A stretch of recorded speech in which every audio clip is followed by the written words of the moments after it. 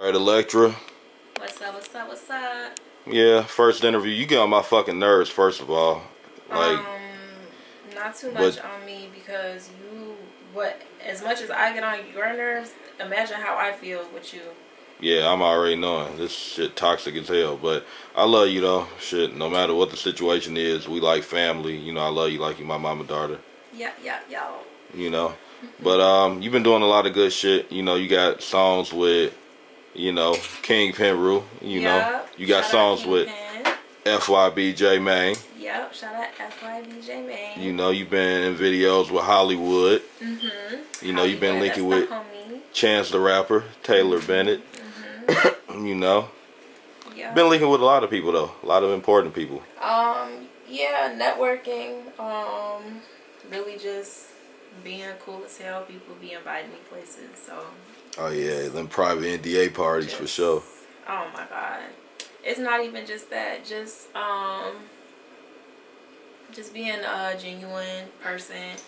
Yeah. People will be more likely to invite you to the more exclusive shit, I guess I would say. Most definitely. Especially when you carry yourself a certain way. So. Hey, one thing you called yourself is the Chicago Nasty Princess.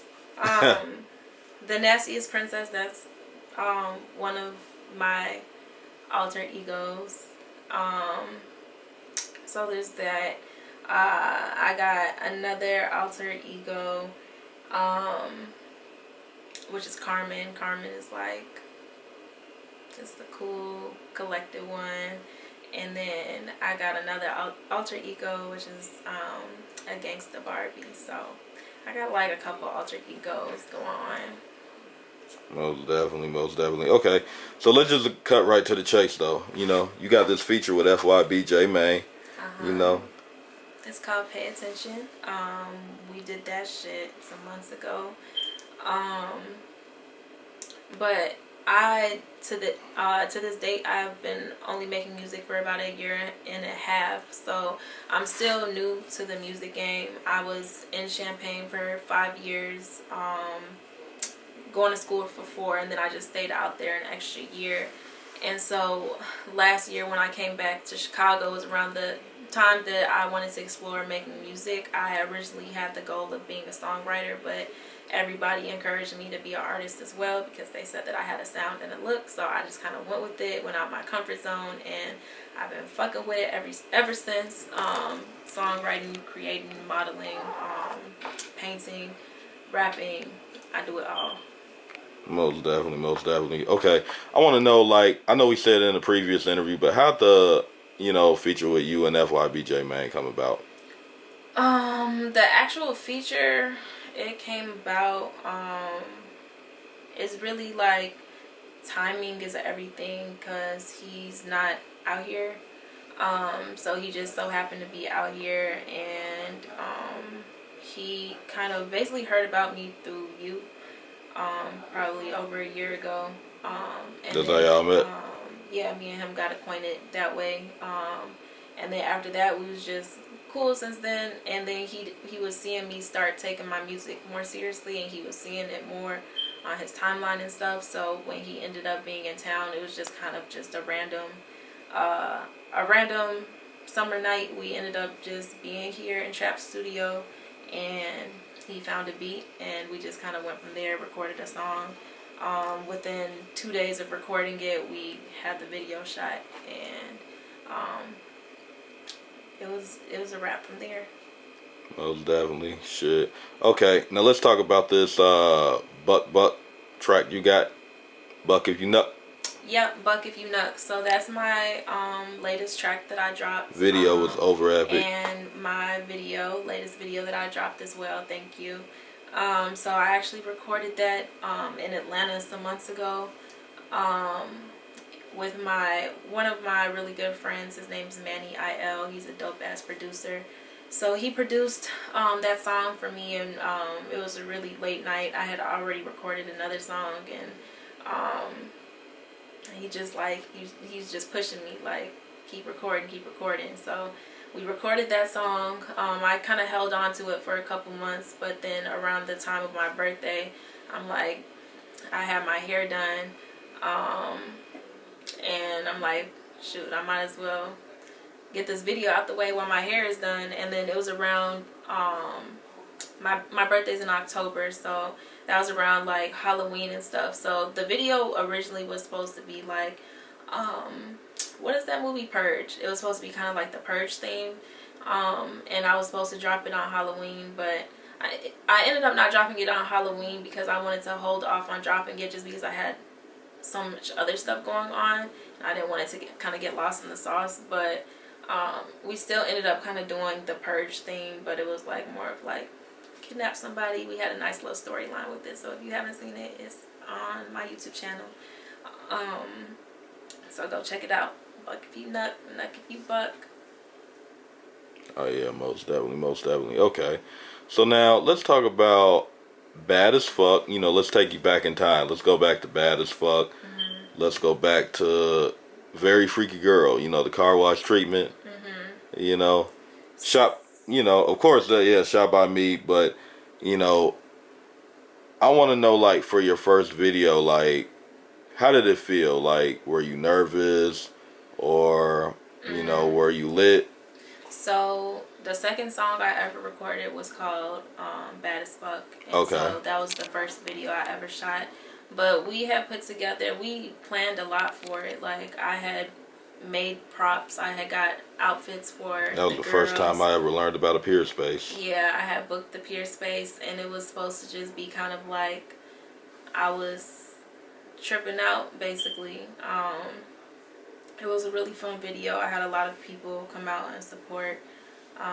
And so that was the first video I ever dropped. And then the second visual I ever recorded was to my song Freaknik, which I ended up never dropping just because of like some other shit with the song. But I ended up not dropping it, and but when the plan was to drop it, we did shoot like a little promo video. We did a car wash with the good ladies and the Dream Queens, and so that was just kind of like the teaser for the song, because it was supposed to be dropping last summer, but hopefully we'll get that dropped this upcoming summer. Okay. Now, one thing I want to ask you about, you know, Chicago's very clicked off. You know, a lot of people are into it. You got the gang wars, this side, that side. You know, I don't want to get into details, but did you ever face any type of negative media backlash behind being around me and FYB J Man? You know, did some people act different? I'm not saying everybody did, but did you face some type of, you know, situation behind it, or it was all good? For the people that like actually know me and is in my circle, I feel like it didn't cause any issues for real. Like, I'm cool with a lot of people. I'm cool with a bunch of different groups of people. I don't just associate myself with one group or another group. Just like I say, I network a lot, so it would be kind of limiting if I only associated myself with one group of people. And just kind of like as a female, I try not to get too caught up in that stuff because I don't know enough about it to pick a side. I know it's some people that be like, oh, if you hang with them, you have to pick a side. If you hang with them, you're on their side, but that's not true at all. Like, I'm cool with everybody. Most definitely. Let's talk about this live with Butter. You know, I didn't see the live, but fans were sending me screenshots of it. I fuck with Butter. Shout out FBG Butta. You know, how did that live come about? What was it like going live with Butter, and what happened after that? Butter is a cool ass nigga. I did go live with him, and he's just a comedian for real. Like, I just remember him being funny as hell on the live, but honestly, I don't remember too much what was said on the live.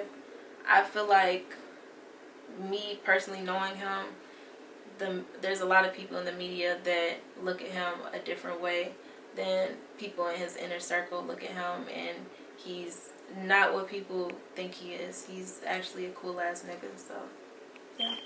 Most definitely, most definitely. Okay, now one thing I want to know, you know, when I first heard of you, you know, I went to a show, and you played this song, you performed this song called Freaky Sneaking Link. Why isn't there a visual to that yet? That's one of your most lit, most freaky songs. Is it coming soon?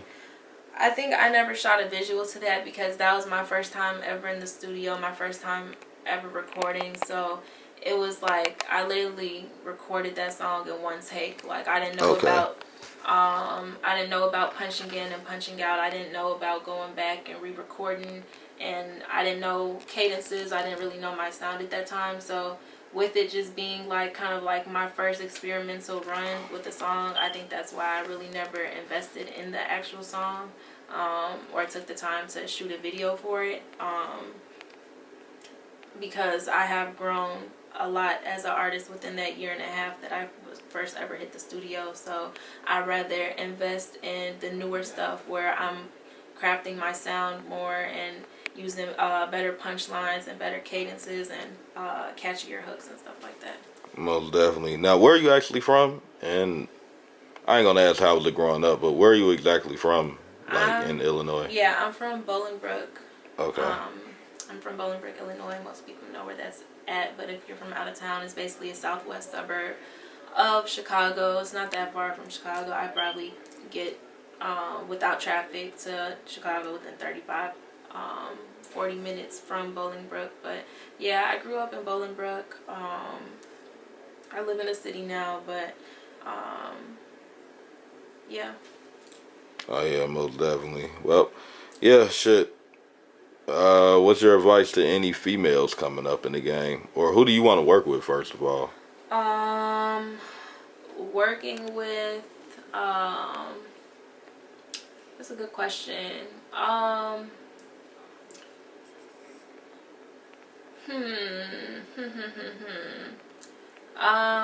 Like males or females? Females. Female wise.